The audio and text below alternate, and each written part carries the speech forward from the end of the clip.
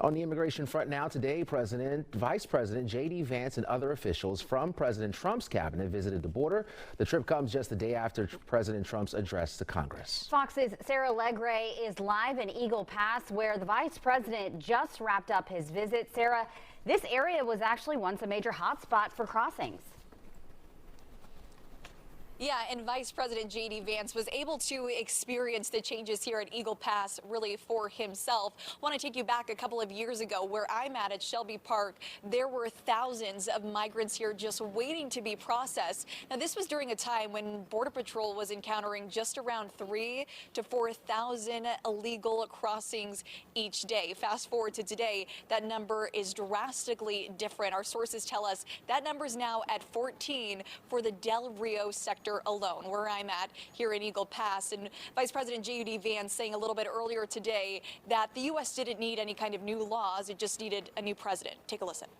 The number of Border Patrol agents who have come up to me and said thank you, or said because of this, we've cut the number of border crossings from 1,500 a day to 30 a day. Every single day that we continue to keep this border safe, that means less migrant crime, that means less fentanyl coming into our communities.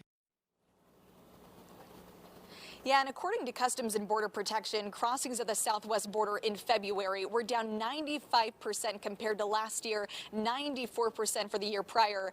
And to put that all into perspective, I mean, take a look at this video. This area was packed with migrants waiting to be processed when the crisis was at its peak. Now, that's a very stark difference, though, from today.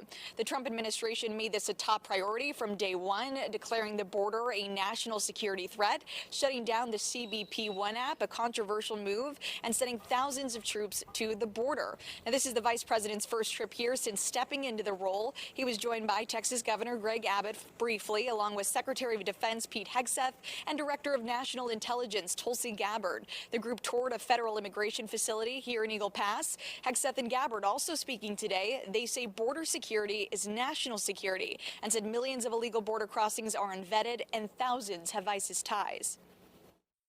We've watched for a couple of decades other people's borders being secured while ours was open for an invasion of drugs and of violence and of chaos for American communities. This is just the beginning. There are many, many areas that we need to stay very focused on, working with Department of Homeland Security, working with the FBI to ensure that we're keeping the American people safe.